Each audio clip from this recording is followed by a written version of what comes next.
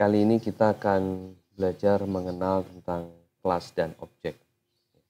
Seperti pada modul video tutorial sebelumnya, kita telah mempelajari tentang tipe data, seperti integer dan string, pada variabel dan method. Di dalam OOP, atau Object Oriented Programming, kelas ini adalah sebuah tipe data yang dapat mendefinisikan sekumpulan variabel dan metode yang dideklarasikan sebagai objek. Di dalam kelas itu terdapat properti dan metode milik kelas yang dapat dimiliki oleh objek yang terbentuk dari kelas. Jadi di dalam suatu kelas itu ada properti dan metodenya. Dan nanti kalau objek yang dibentuk dari kelas, objeknya, maka objek itu akan mewarisi properti dan metode yang dimiliki oleh kelas itu. Ya, seperti pada contoh misalkan di sini ada kelas mobil dan objeknya adalah terbentuklah objek-objek ini dari kelas mobil, Mercedes, BMW, Audi, kita bisa membuat yang lainnya, Toyota, dan merek-merek lain. Ini semua bisa terbentuk dari suatu kelas, seperti itu, ya kan? BMW adalah mobil, ya kan? Audi adalah mobil juga, dan ini semua adalah suatu objek ini terbentuk dari kelas mobil. Oke, seperti tipe data, misalkan integer atau string, kita dapat membuat lebih dari satu variabel dengan tipe data yang sama. Misalkan integer A, integer B, integer C, string hari, string bulan, string dan sebagainya. Kita bisa membuat lebih dari satu variabel dengan tipe data yang sama. Begitu juga dengan objek. Kita dapat membuat lebih dari satu objek dari satu kelas. Kita membuat lebih dari satu objek dari satu kelas. Nah, membuat objek dari kelas ini disebut dengan instantiation. Dan objek ini juga disebut sebagai instan dari sebuah kelas. Instance, bukan instan, bukan, tetapi instance. Oke. Yang menjadi lebih menarik di sini nanti, setiap objek ini akan memiliki karakteristik yang berbeda antara satu objek dengan objek lainnya. Ini ada yang disebut dengan identitas atau properties dari setiap objek. Misalkan Mercedes dia memiliki warna hijau, BMW dia memiliki warna biru muda, Audi dia memiliki warna orange. Kemudian untuk kalau membuat objek yang lain, masing-masing berbeda identitasnya. Nah, nilai atau value dari sebuah objek, nilainya ini menunjukkan atau mendeskripsikan status dari objek tersebut. Statusnya, misalkan apakah dia statusnya bensin sedang kosong atau sudah setengah penuh dan sebagainya.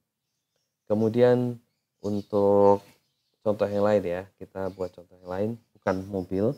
Misalkan Andy, kita punya teman namanya Andy. Andy ini adalah objek dari kelas orang, atau kita buat kelas manusia yang memiliki umur 30 tahun. Laki-laki. Dan kembali lagi identitasnya. Dia bernama adalah Andy. Seperti itu. Nah, ini contoh dari objek. Berarti Andy ini adalah objek yang terbentuk dari kelas manusia. Nah, objek ini tidak selalu mempresentasikan dari karakter fisiknya, tetapi juga dapat mempresentasikan tanggal. Misalkan kalau dalam hal lain, misalkan waktu, jumlah saldo, sifat-sifat karakter dari sifat-sifat dari identitas dari objek tersebut. Oke, saat ini kita akan mencoba membuat sebuah kelas. Kita akan buat kelas, namanya adalah kelas manusia. Ini agar lebih memahami bagaimana objek itu terbentuk. Kita akan buat suatu kelas.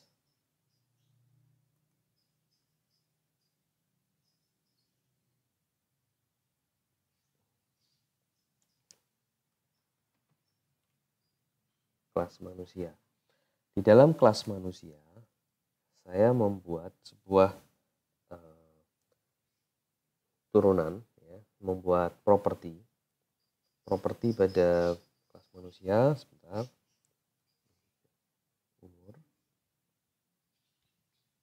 Kemudian saya kasih dia nama. Kemudian dia dapat mengeluarkan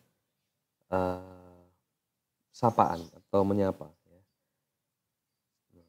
Nanti akan kita jelaskan.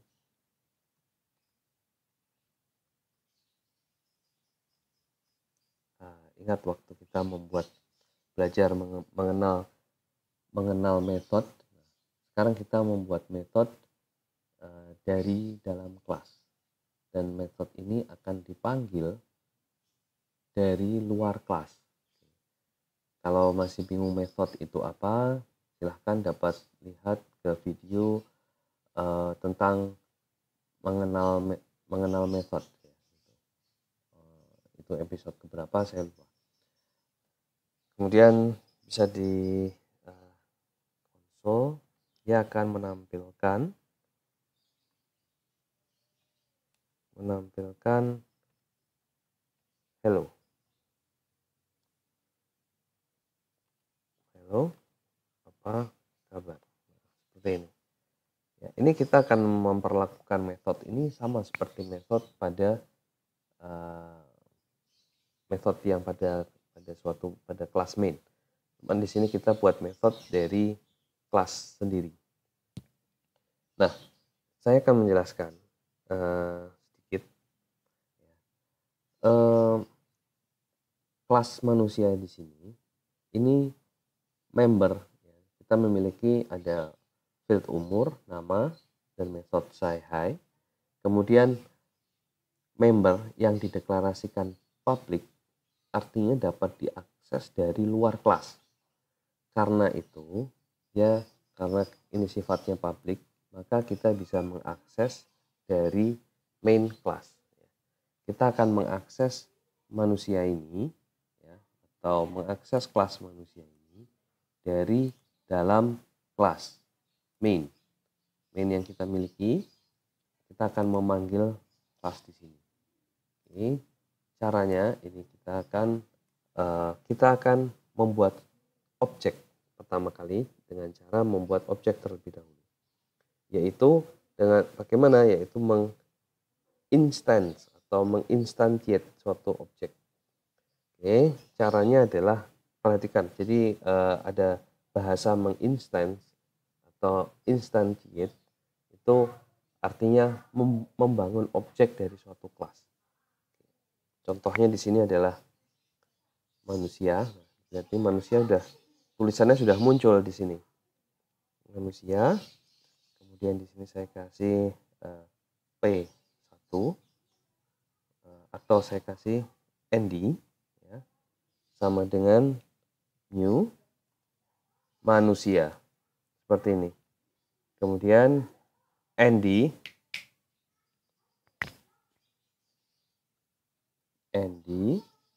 Nah, saat saya klik dia say hi, muncul metode yang ada pada ND. Kemudian saat saya jalankan,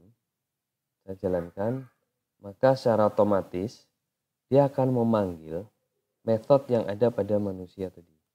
Ya, seperti itu. Oke, ini adalah salah satu contoh dalam memanggil suatu kelas. Ya. Kita juga dapat membuat objek lebih dari satu. saya misalkan saya kasih namanya Dodi dengan new manusia. Kita bukan menciptakan ya, tapi kita membuat ini dalam program. Kemudian di sini ada Andy, say hi, sorry,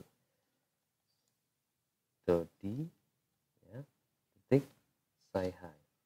Maka di sini sekali lagi ini cara memanggil metode sama dengan yang sudah pernah kita pelajari pada mengenal metode pada episode yang sudah pernah lalu.